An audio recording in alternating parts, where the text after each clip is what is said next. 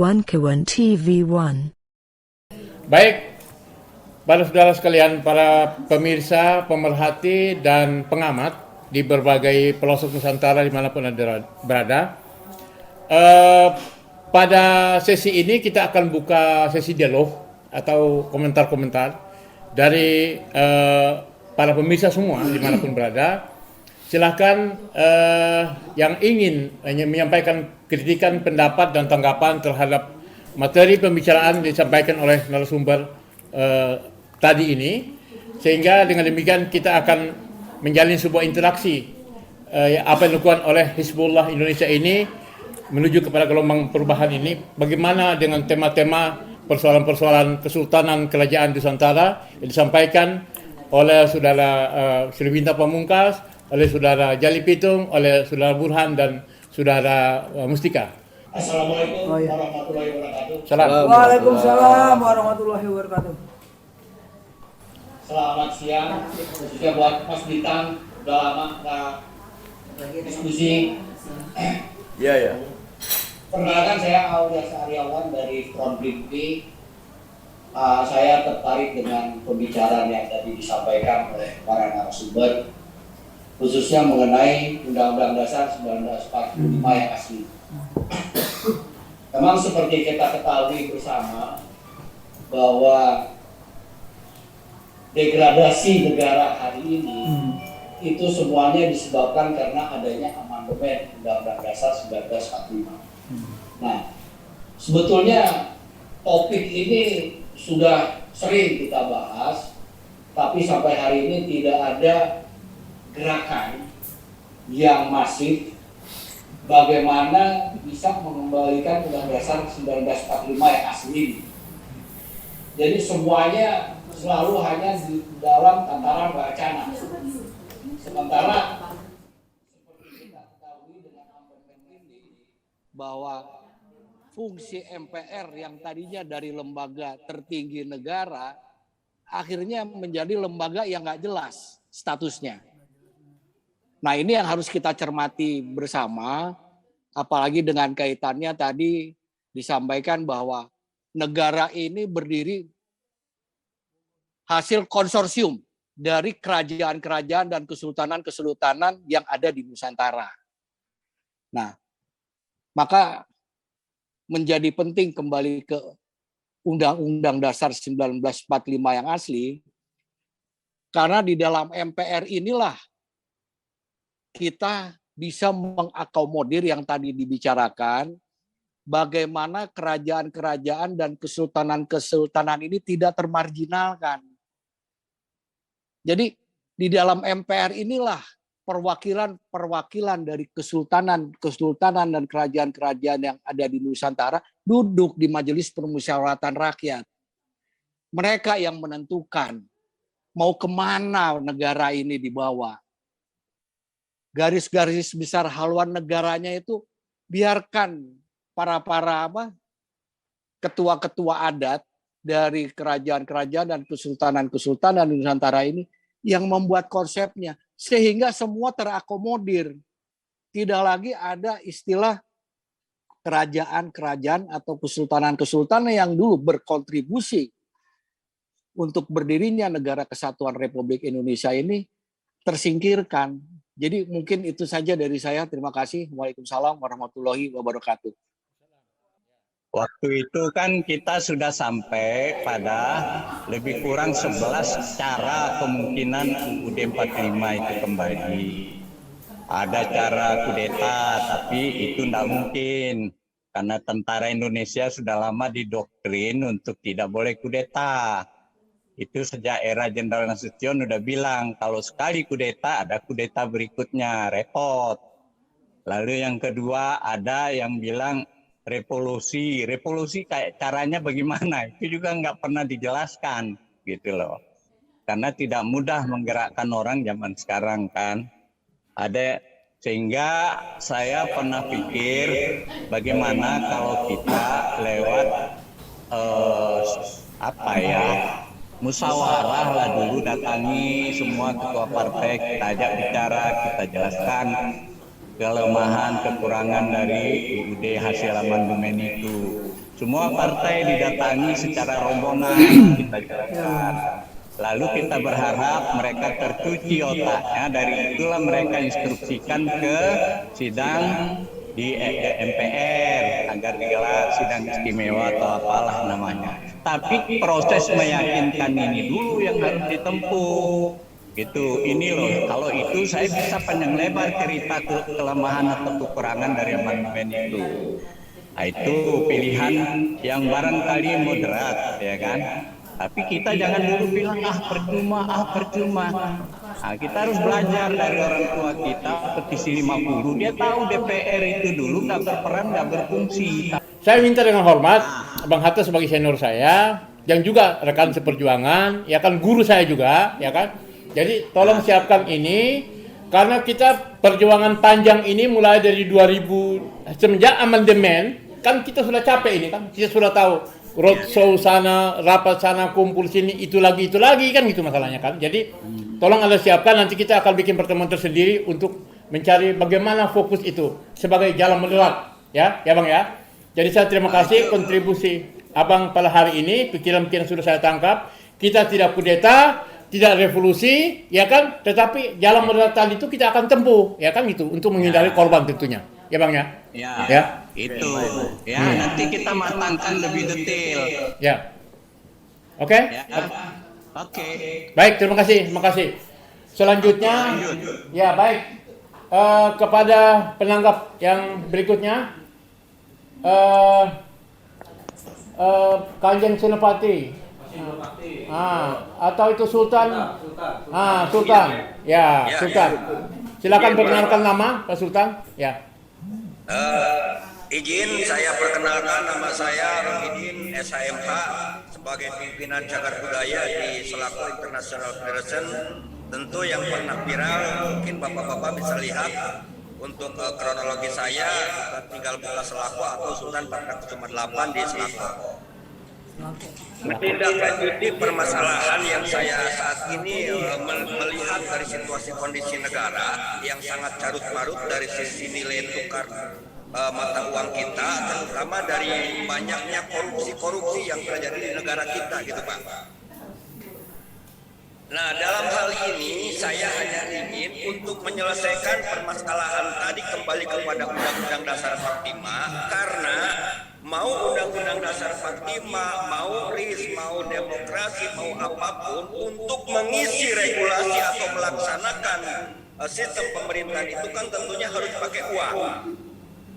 Nah, sementara dalam hal ini saya sebagai trustee Guaran Internasional, sebagai penerus tugas daripada MK Bambang Utomo yang mengeluarkan referensi percetakan uang di 199 emisi 99 100.000 di Tanjung Benoa Bali saat armada sekutu hadir di Tanjung Benoa Bali pada saat itu, dan juga penandatanganan penyelesaian di Gedung A Pejaten pada tahun 2001 di zaman Arijen Kumaat, bahkan notulennya masih hidup Bapak Maijen Bom Suryanto yang putra-putranya sudah saat ini NCB Interpol, Irjen Krisna Mukti, dan juga ada staf di Angkatan Darat yang bintang 2 TNI. Jadi dalam hal ini saya menyikapi untuk terjadinya kembali ke Undang-Undang Dasar 45, yang harus dipikirkan ini adalah permasalahan biaya untuk melanjutkan program regulasi pemerintahan bernegara. Tentu semuanya ini membutuhkan uang, dan tentu uang ini yang harus legal, memiliki nilai foreign exchange laku di semua negara, bisa masuk di perdagangan bebas New York, bisa menguat di nilai tukar terhadap US dollar. Maka permasalahan negara yang saya ketahui apapun kondisi saat ini adalah wajibnya penyelesaian status hukum mata uang rupiah. Itu aja Pak. Bagaimana ini tanggapan, mohon saya sampaikan kepada bapak-bapak yang ada di lingkungan ini. Karena apa? Saya mengkaji berbagai media berita, banyak isu ini, rencana program itu ini. Tapi ingat, untuk meregulasi sebuah negara itu harus dengan uang. Tentu uangnya harus yang legal. Itu aja Pak. Baik, terima kasih. Nanti kami jadikan sebagai salah satu catatan untuk kita akan lihat program-program selanjutnya. Terima kasih sumbangsi pikiran dan pendapatnya. Mari. Ya, baik. Dua lagi. Kita kasih kesempatan sebelum kita lanjut pada sesi berikutnya. Ya. Oke, jadi gini, dari pembicaraan tadi saya lihat pembicaraan yang sudah saya ikuti terus, saya simak ya. Yang di sini kan judulnya Zoom meeting ini awalnya adalah Zoom untuk meneropong gelombang perubahan besar Indonesia tahun 2024 ya. Jadi saya melihat di sini pembicaraan tadi masalah yang berhubungan dengan masih secara teoristis semua, belum aplikasi. Jadi gini, solusinya yang kita siapkan solusi.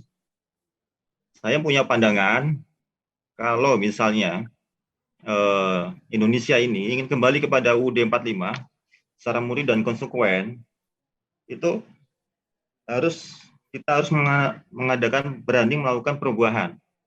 Jadi tidak bisa kita menjalankan menginginkan cita-cita kembali pada UUD 45 secara murni dan konsekuen tanpa belum ada perubahan.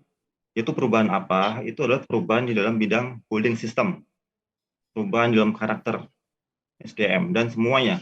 Jadi mengalami perubahan dalam global sama. Jadi kita ini akan mengalami, di sini judulnya sudah, kita meneropong gelombang perubahan besar Indonesia di tahun 2024. Berarti kan kita harus siap untuk mengadakan perubahan. Perubahan di sini artinya kita harus berubah. Artinya Indonesia harus hijrah. Hijrah itu adalah kita itu dari tempat yang dulu adalah pola berhidupan bernegara yang dengan pola sistem lama, yaitu republik, kepada pola sistem yang baru, yaitu kembali kepada yang sesuai dengan jati diri bangsa Indonesia. Sesuai dengan jati diri bangsa Indonesia itu apa? Kultur budaya dan kultur masyarakat Indonesia yang religius itu adalah kerajaan.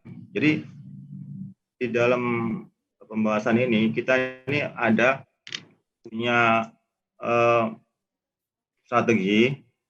Kalau saya sampaikan di sini mungkin ya supaya waktu menyingkat waktu, saya mempunyai beberapa catatan saya yang untuk siapkan untuk kita ini. Kita sudah secara dari pihak kerajaan Kesultanan. Saya dari Kesultanan Surakarta. Jadi dari pihak kerajaan Nusantara dan Sultan Nusantara itu sudah punya agreement, sudah punya komitmen dengan para elemen yang lain, yaitu ulama. Jadi kita ini merangkul dua elemen besar, yaitu dari kerajaan dan ulama.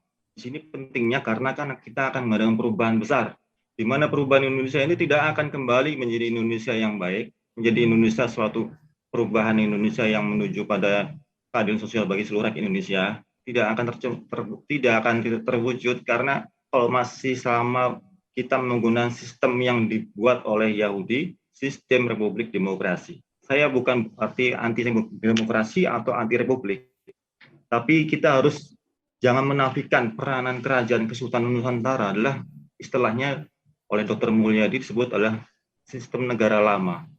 Negara lama itu adalah yang kita di mana tanpa ada negara lama, Indonesia ini namanya negara baru.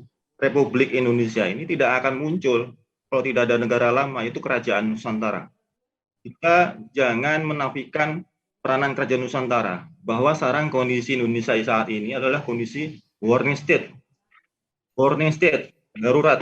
Dari tadi itu pembicaranya masalah yang tidak arah sini, jadi saya lihat bicaranya harusnya kita mengambil solusi, apa langkah kita, take action langsung. Saya udah secara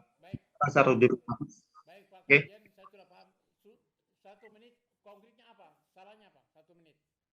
Jadi kita secara diplomatis dan strategis dan taktis, saya sudah mempersiapkan dari pihak dari kerajaan dan ulama, dan kita merangkul ABRI TNI, Polri. Kita sudah siapkan Renstra. Renstra itu rencana strategis, action plan, roadmap, dan bullying system secara teratur, terukur, dan terstruktur yang sesuai dengan kondisi rakyat Indonesia saat ini. Ini kita sudah siapkan. Kedua, kita sudah lakukan kepada satukan seluruh kerajaan, dewan kerajaan dengan para dewan ulama untuk satu dalam satu barisan untuk membentuk suatu peradaban baru Indonesia menuju Indonesia baru. Kalau kita hanya membahas masalah republik, membahas masalah Indonesia akan perbaikan, Kalau perbaikan tanpa ada jalan take action-nya, jalannya gimana, sistem yang kita jalankan masih sistem lama, tidak akan perubahan. Yang ketiga, kita siap untuk diskusi, audiensi untuk duduk bersama dengan para elemen lain untuk memecahkan solusi dan antisipasi memecahkan permasalahan masalah negara dan bangsa ini.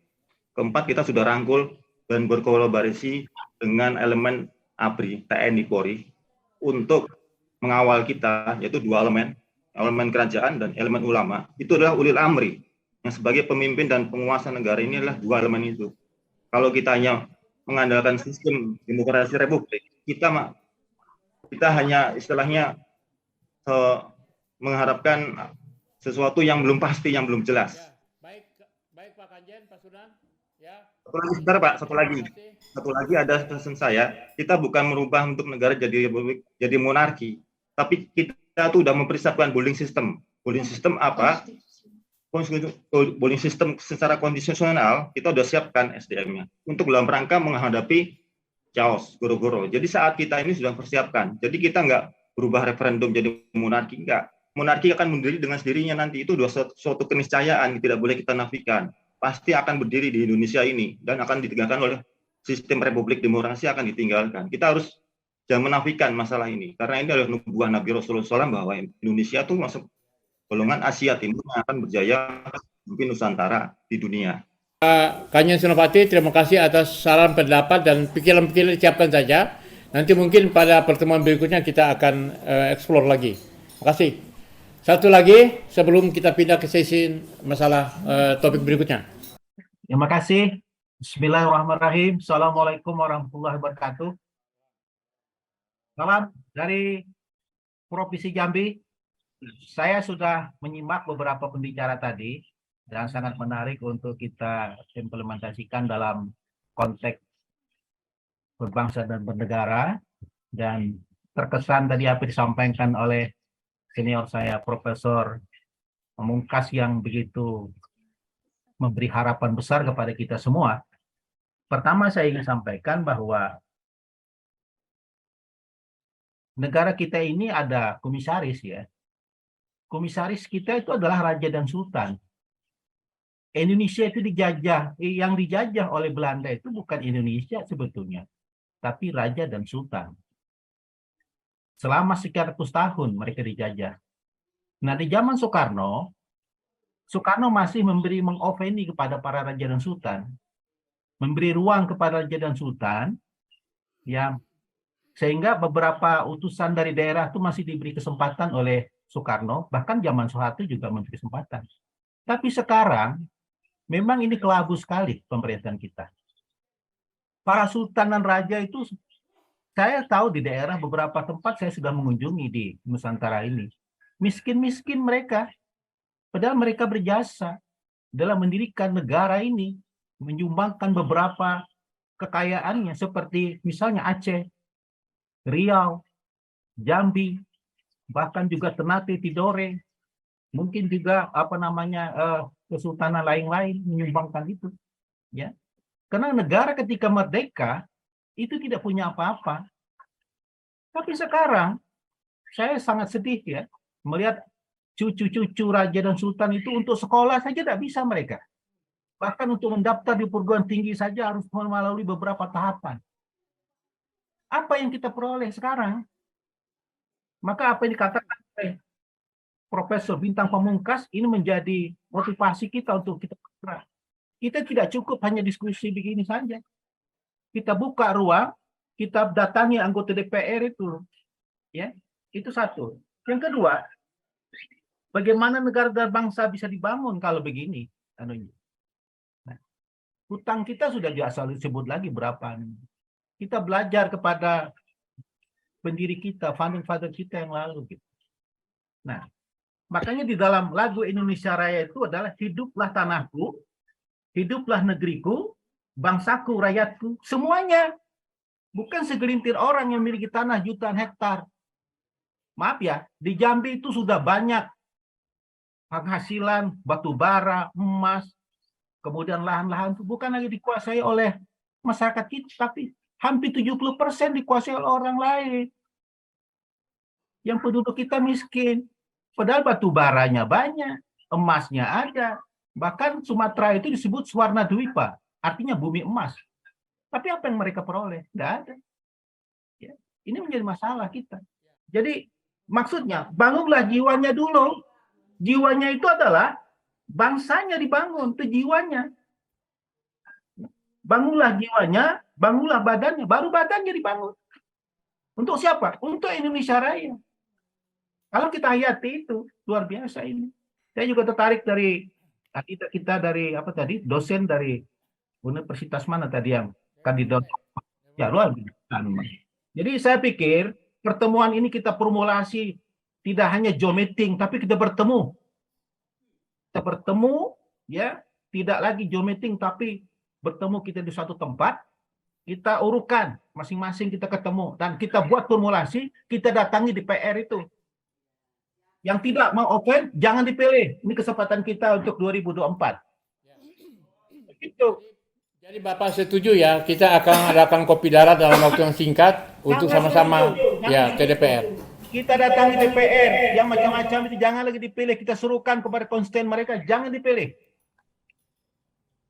Nenek moyang kita, pendiri founding father kita yang dihadapi senjata.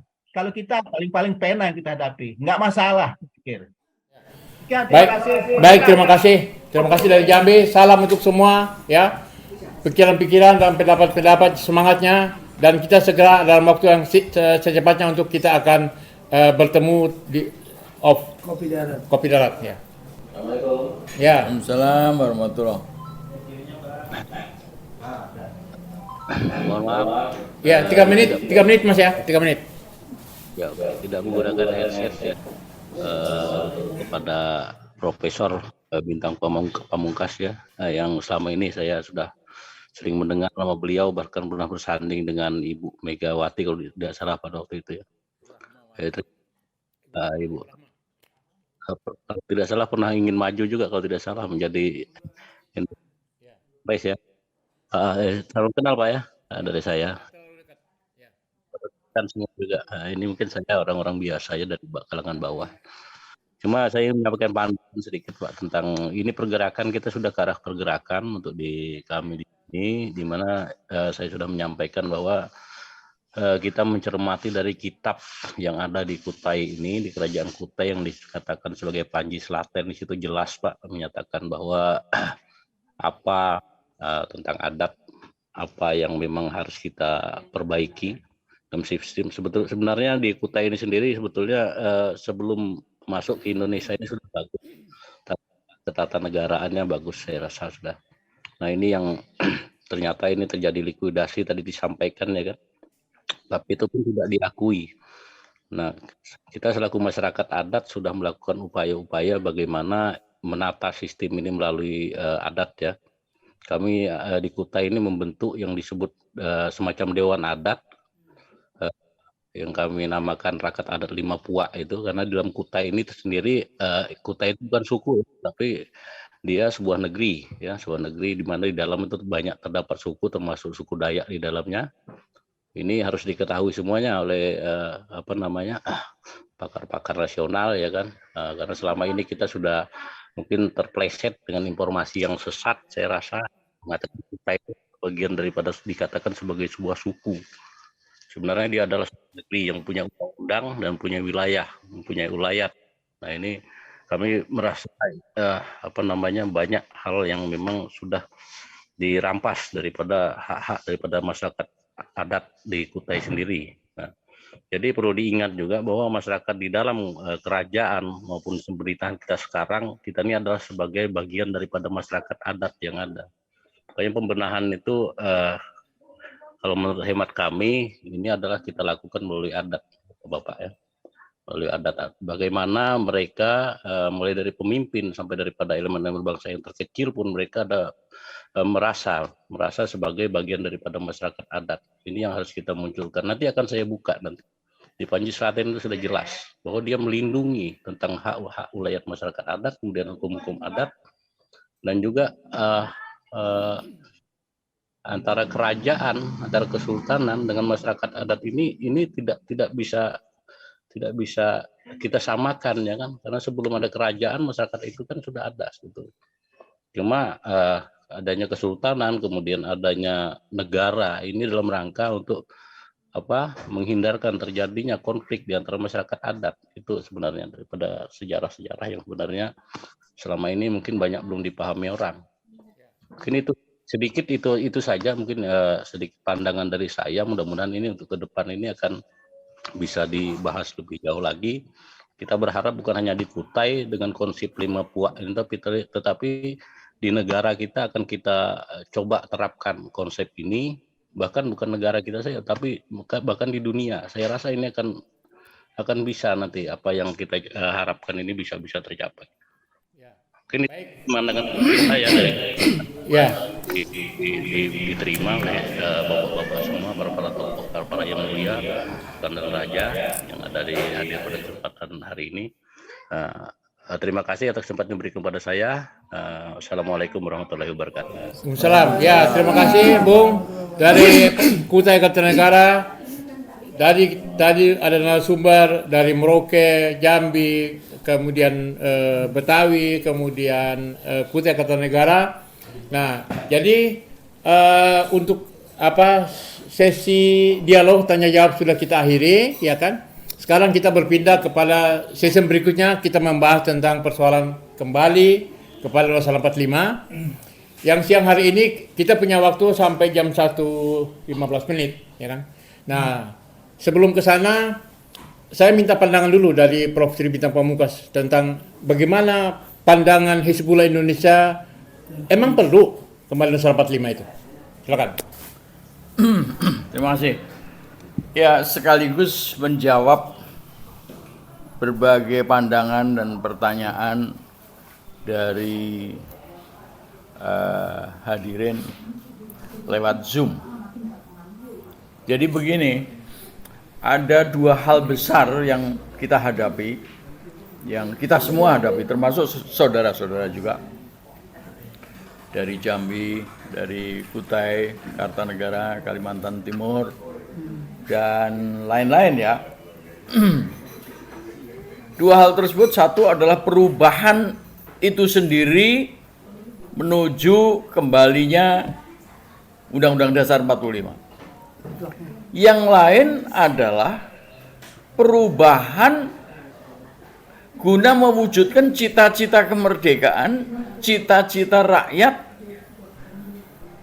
yang dalam doanya ketika pembukaan Hizbullah, yaitu mewujudkan masyarakat yang adil dan makmur, aman sentosa, lahir dan batin, serta sejajar dan terhormat di antara bangsa-bangsa di dunia. Dan itu adalah cita-cita proklamasi kemerdekaan Republik Indonesia.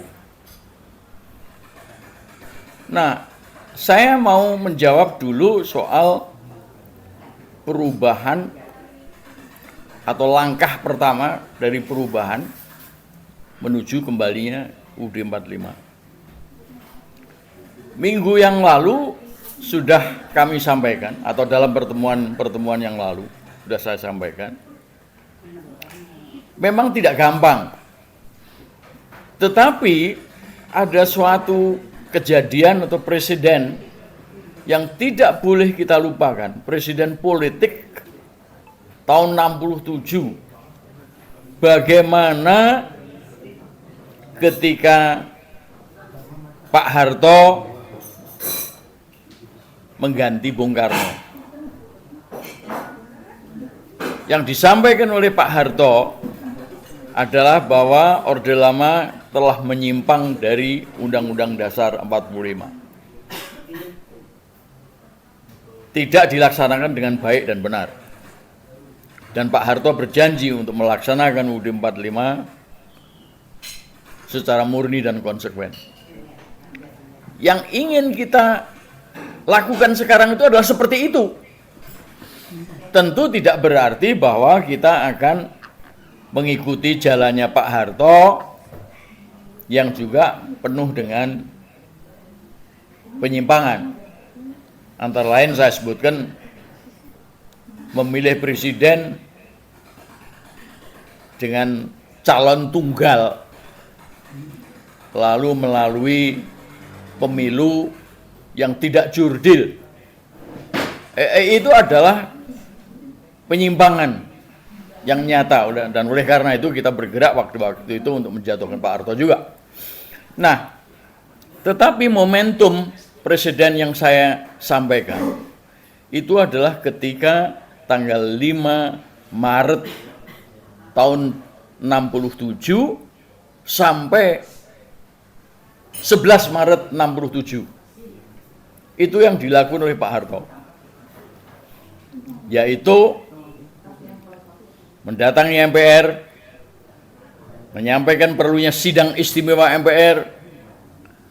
Tapi sebelumnya dilakukan, mereka anggota MPR, waktu itu namanya masih MPRS, mereka yang anti perubahan, antara lain adalah mereka yang anggota PKI, Partai Komunis Indonesia, itu dikeluarkan dari MPRS, dikeluarkan dan diganti dengan orang-orang yang pro perubahan. Lalu dilakukanlah musyawarah untuk memutuskan dalam sidang istimewa MPRS tahun 67 itu, Bung Karno dilengserkan, diganti oleh pemerintahan sementara Pak Harto sebagai penjabat presiden. Dan tentu saja sesuai dengan janjinya melaksanakan Undang-Undang Dasar 45 secara murni dan konsekuen. Inilah yang kita mau lakukan. Suatu situasi dalam waktu sepekan itu adalah situasi damai. Meskipun mahasiswa, kami dan KAPI ikut mendorong terjadinya peristiwa tersebut. Bahkan saya waktu itu masih mahasiswa di ITB, 1,5 tahun tidak kuliah karena menginginkan perubahan tersebut. Tentu saja tidak kuliah 1,5 tahun itu tidak perlu kita lakukan sekarang. Tetapi people power harus ada. Nah, people power inilah yang akan kita rancang.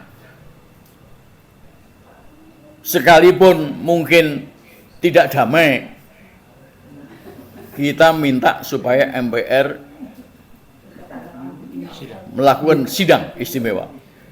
Kalau MPR sekarang tidak mau, ya people power ikut memaksa. Tidak mungkin tidak.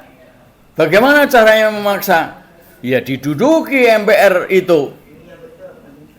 Cabut mereka-mereka yang tidak suka dengan perubahan.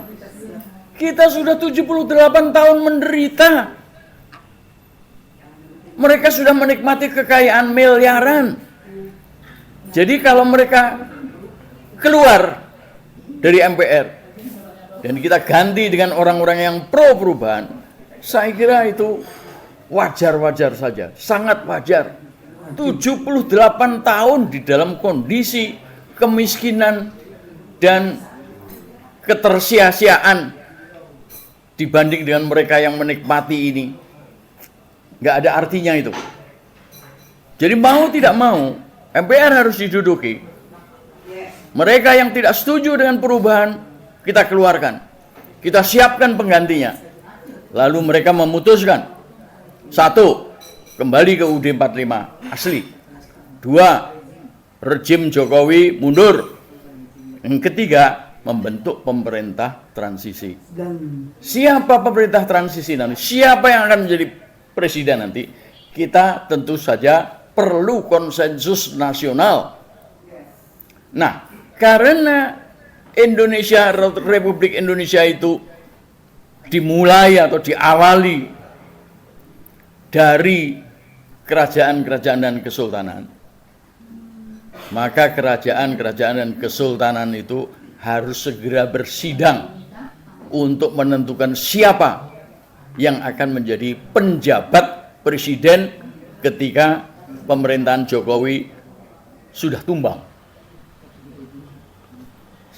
Pada waktu 67 ada SP 11 Maret Pak Harto. Jadi nggak terlampau sulit untuk menentukan siapa penggantinya Bung Karno. Ya Pak Harto aja.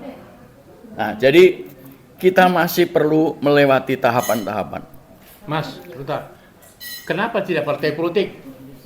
Nah, tentu saja kita tahu bahwa anggota MPR, DPR itu adalah orang-orang partai. Ya, dan sebetulnya yang menjadi biang kerok daripada kerusakan ini adalah partai-partai itu. Partai-partai itu.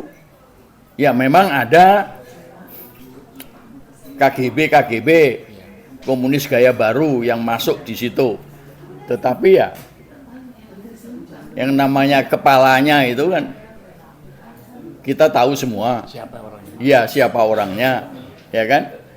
Ya Sembilan Naga, ya para Taipan, orang-orang yang selundupan dari asing, pikiran-pikiran asing, pengkhianat-pengkhianat dalam negeri, ya kan? Nah, tapi intinya adalah kepala rejim yang sekarang ini kan, kalau zaman 67 kan Bung Karno, nah ini kan Jokowi. Jadi Pak Jokowi harus menjadi sasaran. Ini bukan sebuah kudeta, ini bukan sebuah kudeta. Ya, TNI tidak perlu takut dituduh sebagai kudeta. Tetapi TNI yang keluar dari gua garbanya rakyat harus membantu rakyat. Rakyat menghendaki perubahan.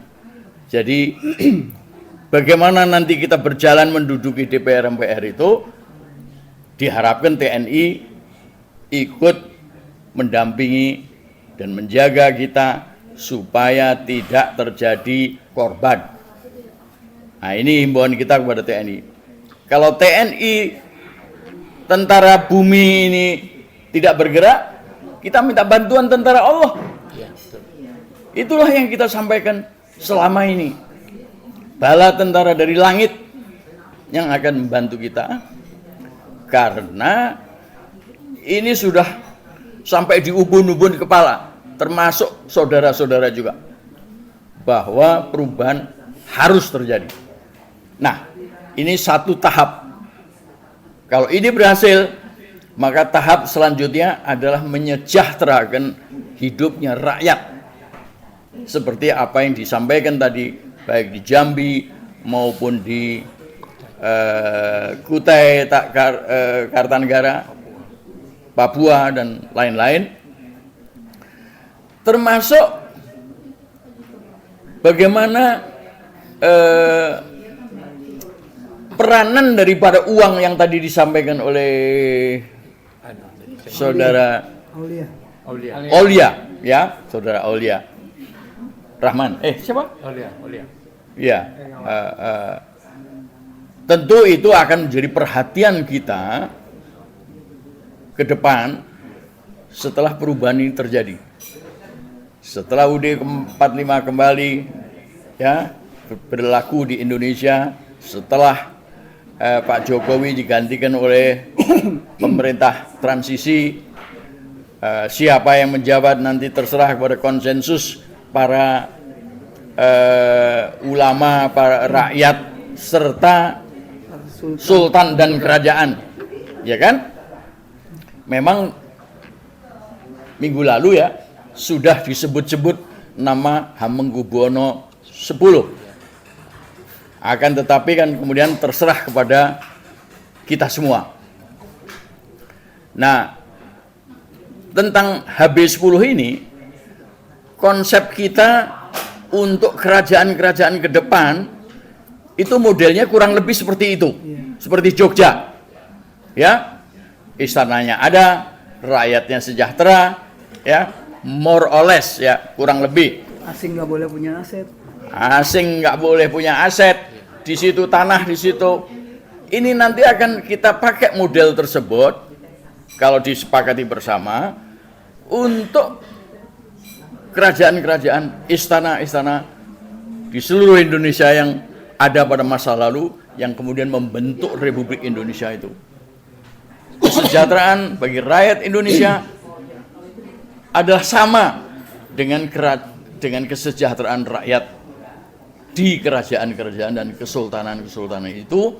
Bahkan istananya pun akan kita pelihara supaya menunjukkan kepada anak cucu kita bahwa dulu itu adalah ada kerajaan yang berdaulat, adil dan makmur seperti di zamannya Sriwijaya ataupun Majapahit. Hanya saja ini merupakan kesultanan dan kerajaan. Kurang lebih begitu. Tentu saja nanti akan banyak ahli-ahli yang akan ikut berbicara, menyumbangkan pikiran-pikirannya ke situ. Saya pribadi mungkin sudah diambil oleh Allah Subhanahu wa taala, wallahu alam bisawab.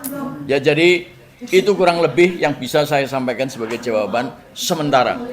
Terima kasih. Assalamualaikum warahmatullahi wabarakatuh. Baik. Mengomentari ini apa pandangan Saudara Burhan sebagai dosen, kandidat doktor? Silakan. 3 menit. Iya, terima kasih.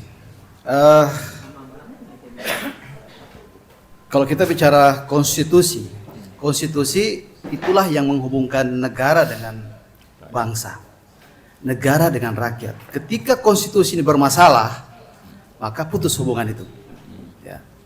Kita hari ini pura-pura mesra. Negara, bangsa, negara, rakyat pura-pura mesra. Sebenarnya ada masalah besar, yaitu masalah konstitusi. Penurunan derajat MPR, saya katakan penurunan derajat, yang tadinya lembaga tertinggi negara diturunkan menjadi lembaga tinggi negara. Ini kehormatan bangsa dan rakyat jatuh di sini. Ya. Ini yang saya mau bilang. Sehingga otomatis konsekuensi penurunan derajat dari lembaga tertinggi menjadi lembaga tinggi, kewenangan pun dikebiri. Hilanglah tanggung jawab presiden sebagai mandataris, hilanglah tanggung jawab presiden dalam mempertanggungjawabkan apa yang dikerjakan selama 5 tahun yang kita kenal dulu GBHN. Hilang. Lalu tren baru muncul dengan pemilihan langsung. Presiden dipilih oleh rakyat. Sampai hari ini kita belum tahu pertanggungjawaban presiden kepada rakyat modelnya seperti apa. Maka saya mau katakan bahwa hari ini kalau kita bicara tentang konstitusi negara tidak mampu menyelesaikan masalah ini karena konstitusi kita bermasalah. Sehingga kalau ada bahasa-bahasa dari ketatanegaraan yang mengatakan bahwa kita selesaikan secara konstitusional, tidak bisa lagi. Karena konstitusi ini bermasalah. Maka kita menjadi terobosan lain. Ya. Ada pandangan Anda terhadap gerakan people rakyat, people power? Saya pikir sepanjang memang kita berjalan pada, minta maaf, negara ini kita dirikan, kita sadar sesadar-sadarnya bahwa ini adalah rahmat. Berkat rahmat Allah, berarti negara ini berjalan dengan kekuatan ilahiyah. Ada energi ilahi. Saya tidak pernah gentar, takut bahwa negara ini akan runtuh atau bangsa ini akan kehilangan jati diri, karena Allah justru yang merestui dan meridhoi negara ini berdiri.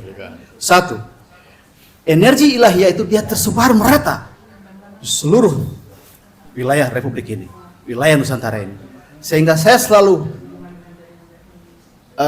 optimis bahwa energi ilahiyah yang telah terdistribusikan rata, dia akan muncul dengan energi kebangsaan, energi Nusantara. Ini yang sekarang kita harus himpun sekuat tenaga, kita masuk dan kita akan minta amandemen UUD 45. Bukan amandemen, back to, kembali kepada UUD 45. Karena hanya disitulah jiwa, nafas, ruh daripada bangsa ini. Saya mau kasih tahu, kita keliru. 17 Agustus selama ini kita peringati sebagai hari proklamasi negara, bukan negara. Karena yang merdeka hari itu 17 adalah de facto adalah bangsa, nation. Atas nama bangsa Indonesia, negara belum ada. Lalu kita mendefinisikan bahwa negara lahir, asumsikan negara lahir sehari kemudian, de jure-nya, de facto 17, de jure 18. Dengan adanya UUD 45. Dengan UUD 45. Ya. Maka kalau kita rayakan 17 Agustus itu ulang tahun bangsa, kemerdekaan bangsa. Maka saya sarankan saja, kalau bisa energi kenusantaraan, energi kebangsaan 17 Agustus 2023 ini masuk istana. Ya.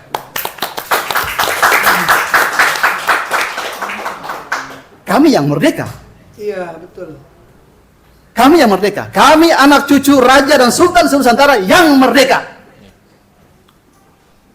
Bila perlu, sepakat Hamengkubuwono bacakan proklamasi sebagai representatif bangsa. Baik. Karena apa? Karena ketua MPR sudah tidak lagi representasi daripada bangsa, karena utusan daerah sudah tidak ada di situ. Nah, derajat MPR bukan lagi sebagai representatif bangsa, tetapi itu bagian daripada hasil pemilu legislatif. Terima kasih. Baik, Saudara Mustika sebagai advokat dan juga pemerhati persoalan ini kan tentang konstitusi tadi. Ada pendapat yang mengatakan bahwa undang-undang sekarang itu palsu. Itu pendapat Dr. Jul. Saya mengatakan undang-undang dasar tipu-tipu. Nah, itu. Kenapa tipu-tipu? Menurut Profesor Kailan, ya kan, 95% undang-undang sekarang itu adalah dirubah. Berarti itu dari UGM baru, ya kan? Lah, itu begitu juga saya diskusi dengan mantan rektor UGM, Profesor Sofyan Effendi, juga sama. Jadi kalau begitu, undang-undang dasar yang kita pakai hari ini, yang kita sebut konstitusi itu, adalah ibarat TV. TV itu luar mereknya itu Sony, ya kan? Tetapi dalamnya Hitachi. Nah, itu dia. Nah ini, jadi dengan konstitusi bermasalah itu, lahirlah seperti Mahkamah Konstitusi yang juga bikin masalah, ya kan? Bagaimana bikin masalahnya? Omnibus Law, ya kan? Lalu kemudian undang-undang Minerba dan lain sebagainya, ya kan? Kemudian kemarin itu perjanjian threshold 20% pun ditolak tanpa alasan jelas. Nah, menurut pandangan Bung Mustika sebagai seorang praktisi dan juga pengamat hukum dan juga Hizbullah Indonesia, ya silakan. Ya, terima kasih.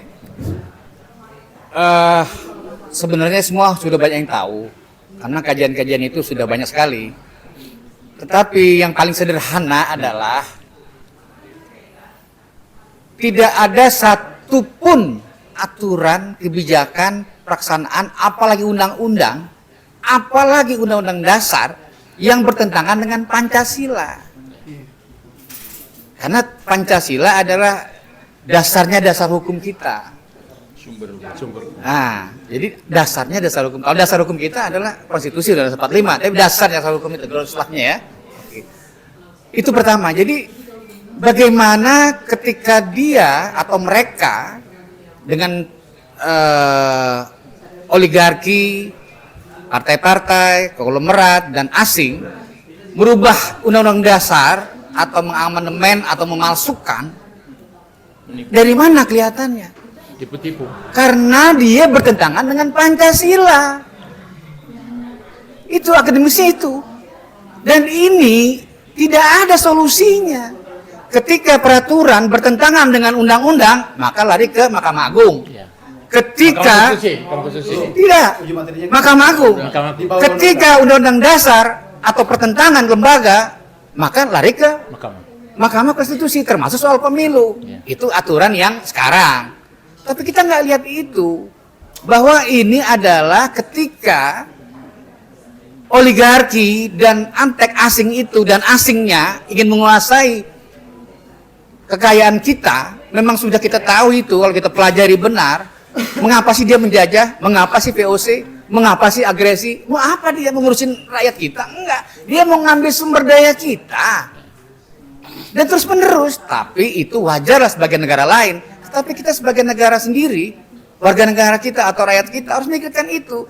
Jadi jelas-jelas Undang-Undang Dasar 45 itu adalah hasil daripada pengkhianatan pada Pancasila. Jadi hari ini Pancasila kita itu cuma nempel di dinding sama di ucapan setiap peringatan. Dalam berlakunya nggak ada. Jadi berarti dalam pandangan Anda antara amandemen ini, antara batang tubuh dan Pancasila itu nggak ada hubungan lagi? Nggak ada, dan susah, nggak ada obatnya. Obatnya hanya satu, keselamatan rakyat itu yang utama. Artinya rakyat menyelamatkan dirinya sendiri kalau dianggap rakyat. Tapi kalau dianggap bangsa, bangsa menyelamatkan dirinya sendiri. No way. Jadi harus tuntas, harus mendasar. Nggak ada yang namanya demo pulang, ini itu nggak ada. Jadi solusi Anda? Solusinya ialah kemprong lah itu DPR, MPR, Allah rakyat. Kalau mau selamat, Kalau nggak ya nggak perlu dah. Apakah selesai. itu dianggap makar atau kudeta? Keselamatan tertinggi adalah apa? Undang-undang tertinggi adalah keselamatan rakyat. Dasarnya di dunia tuh itu di dunia. Oleh karena itu, apabila rakyat bangsa sudah tidak di jalan keluar dan dia melakukan geruduk kepada negaranya, pemerintahannya, negara luar menyetujui, nggak ada masalah karena negara kita, tanggung jawab kita. Undang-undang kita di PBB pun menyetujui. Undang-undang tertinggi adalah keselamatan rakyat. Jadi sah-sah saja. Sekarang adalah apakah seberapa banyakkah di atasnya terlena oleh kenikmatan-kenikmatan yang diberikan tadi, antek-antek tadi, asingnya kolim tadi, di bawahnya sibuk ngurusin perut nih karena dibikin begitu. Solusi dari Hizbullah Indonesia, Anda sebagai salah satu penggerak Hizbullah apa? Kira-kira singkat 1 menit. Ya, Hizbullah Indonesia itu tidak punya apa-apa, hanya punya keyakinan dan pemikiran ke depan dan kasih sayang. Oleh karena kita ingin ada fase sosialisasi, membuka kecerdasan bangsa ini, bangunlah jiwanya. Tapi tingkat manapun kita harus berusaha untuk menggedor itu.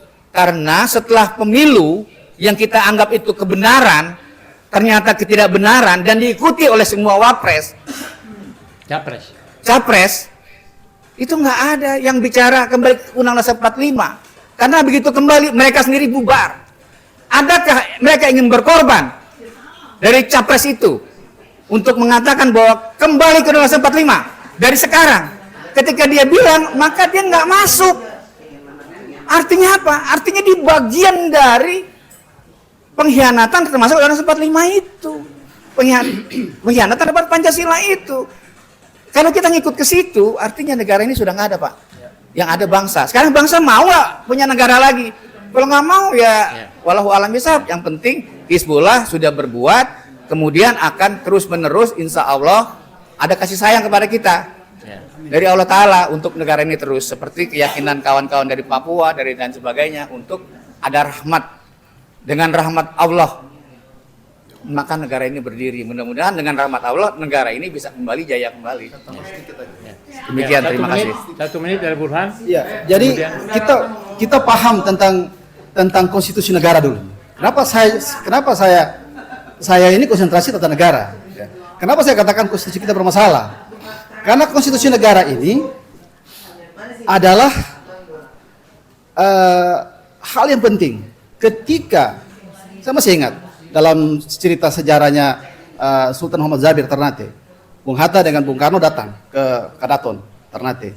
Bung, pakai bahasa Belanda. Ya. Kami berkeinginan seperti begini. Ini after proklamasi baru datang gitu. Begini. Zabir bilang, saya punya negara sudah ada. Lihat, tuan-tuan lihat saya punya bendera kesultanan ada. Ya. Kami negara. Ya. Tapi udah, Bung Hatta dengan nada yang sedikit ini, akhirnya, oke, terima. Seperti gitu. Nah, saya mau kasih tahu bahwa untuk menghilangkan keraguan-raguan, ya, antara pendiri negara ketika itu, yaitu the founding fathers kita, dengan rakyat, maka dibuatlah konstitusi. Nah, ini sama dengan seorang laki-laki, seorang perempuan ketika sudah berjalan sama-sama, belum ada kepastian. Jadi enggak? Gitu. Maka kejarlah untuk harus ada akad. Nah, konstitusi adalah akad yang mempersatukan kita. Ketika akad ini oleh salah satu pihak lalu diragukan hari ini, rakyat meragukan sekarang. Konstitusi ini tidak berpihak pada kami. Ya. Konstitusi ini tidak melindungi kami. Seperti itu. Nah, saya mau bilang bahwa konstitusi ini adalah salah satu alat ya untuk ya menghilangkan keraguan-raguan rakyat ya terhadap apa yang dilakukan oleh Soekarno, Hatta dan teman-teman di Pegangsaan Timur itu. Oh, betul kan? Mana buktinya? Besoknya dibikin. Ayo, di mana hak kami? Kami akan muncul di mana? Kamu nanti akan muncul sebagai utusan daerah. Duduklah di MPR. Kamu akan menentukan arah bangsa negara ini kemana. Seperti itu. Nah, hari ini itu dicabut, hilang. Patutlah kalau hari ini bangsa bingung. Terus kami di mana? Seperti itu.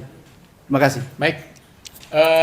Sebelum kita, karena ini tinggal beberapa menit lagi, kita mempersilakan Ibu Ratna Sarumpait. Aku mau itu kok, mau Ya. minta duit. Ya. Nih, bener gue bawa ginian nih, siapa nyumbang berapa kayak gitu loh. Begini, selamat sore, terutama kamu. Assalamualaikum warahmatullahi wabarakatuh. Saya sebenarnya hanya ingin menjelaskan reaksi saya terhadap statementnya Amin Rais. Ya.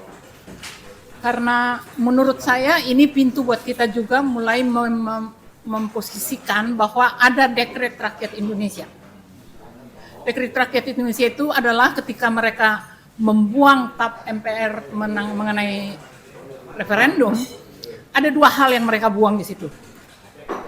Kewajiban harus ada izin dari rakyat itu mereka buang, tapi satu yang mereka buang adalah membebaskan rakyat berdiri di atas kakinya sendiri, tapi tetap sebagai pemegang kedaulatan tertinggi. Jadi mereka yang lembe kan nggak ada apa-apanya lagi. Tapi kita jadi we have the power. Dan itu sebenarnya kita harus bagaimana caranya mempopulerkan itu. Kalau once itu populer, menurut saya orang juga jadi percaya. Iya ya, kita sekarang yang berkuasa. Jangan selalu kita diiming-iming mengatakan pemegang kedaulatan tertinggi tapi jadi gembel kayak penumpang di kampungnya sendiri. Jadi aku sih hanya mau mengatakan itu, dan tadi aku agak keras ngomong sama Amin Rais. Saya ingatkan, kan yang dia sasar terus Legend Jokowi. Jokowi salah, iya, sangat salah. Tapi yang membuat ada Jokowi dalam kehidupan kita adalah Undang-Undang Dasar 45 yang dia rusak. Amandemen. Kalau mereka nggak pernah menandatangani amandemen, nggak akan mungkin kita ketemu seorang Jokowi. Jadi supaya cara berpikirnya benar gitu loh, jangan. Baik. Bukan Ada soal satu lagi. kebencian. Ya, baik. Ini tambahan sedikit dari Mas Bintang. Ini Ada satu lagi, singkat saja, bahwa Copras Capres termasuk berdirinya Partai Umat dan lain-lain itu hanya sarana untuk melanjutkan Undang-Undang Dasar tipu-tipu atau palsu amandemennya Amin Rais tadi itu. Terima kasih. Baik. Ya. Pertemuan siang kita hari ini sudah dari pukul 11 tadi sudah memberikan pencerahan kita bagaimana kita memandang sebelum proklamasi di Nusantara tercinta ini ada hadir dan berperan penting dalam catatan sejarah sejumlah kesultanan, raja-raja dan sultan-sultan Nusantara yang kemudian menagih janji. Ya, menagih janji, ya kan. Sekarang kedaulatan itu setelah terlipidasi dengan proklamasi, tapi ternyata kesejahteraan dan keadilan janjikan itu menjadi omong kosong belaka. Nah, justru amandemen ini bertanggung jawab. Nah, jadi ternyata setelah 25 tahun amandemen, kita semakin terpuruk. 78 tahun merdeka, itu kan mestinya kita sudah harus menuju negara yang adil, makmur, sejahtera dan makmur. Sekarang kan tidak.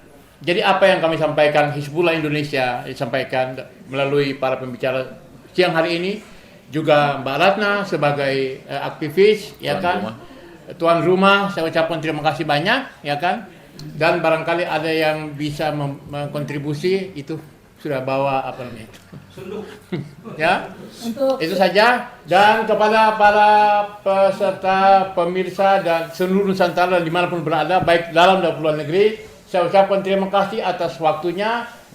Mohon maaf dan kepedulian atas apa yang dilakukan oleh Hizbullah Indonesia. Mohon doa agar supaya kita semua diberkahi oleh Tuhan Maha Esa, diberi kekuatan untuk terus bergerak dan bergerak untuk menuju perubahan. Assalamualaikum warahmatullahi wabarakatuh. Waalaikumsalam.